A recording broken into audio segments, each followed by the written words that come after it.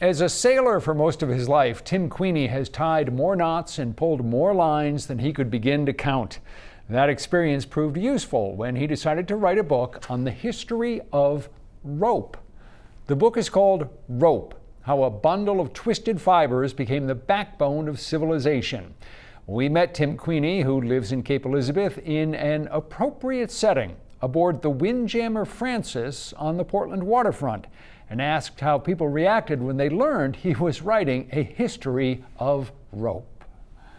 Many people are flabbergasted that anyone could write a whole book about rope, but I found the exact opposite thing to be true, that there was way more material there that I could ever fit in the book. In our modern world, the people who are around rope the most are often people who are on sailboats, right? Yes, that's right. They're using rope all the time. You can't sail a boat without rope. Let's go back to the beginning. Does anyone know when rope was invented? We actually don't know. A major reason for that is because rope was made from natural fibers, and so they rotted away. So we simply just don't have evidence of the earliest rope. The oldest piece of rope ever found that we've determined to be three-strand rope, it was determined to be 50,000 years old. For tens of thousands of years, rope was made out of the materials that were at hand. Might be grasses, might be animal hairs, might be vines, might be the twiny stuff from the outside of a coconut. People used what they could find. That's right. The Egyptians used halfa grass, which is a type of grass that grows along the Nile. You name it.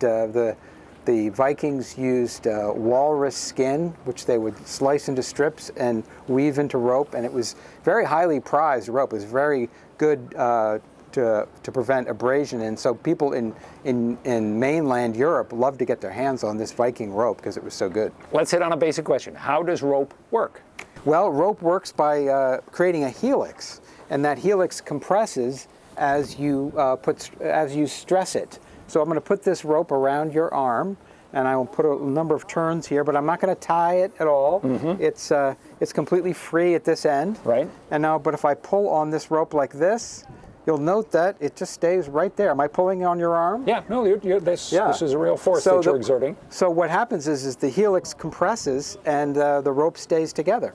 We think of rope in pre-industrial times being used mainly on vessels, but it was also used on land. In fact, the pyramids, the greatest achievement of the Egyptians, the pyramids almost certainly could not have been built without rope, right?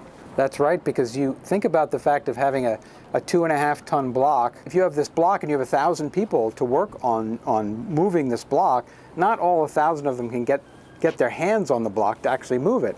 But if you tie a rope around it and extend it out in front, now you can get all 1,000 people pulling and hauling on that block. Tim Queeny's favorite part of researching this book was interviewing Philippe Petit.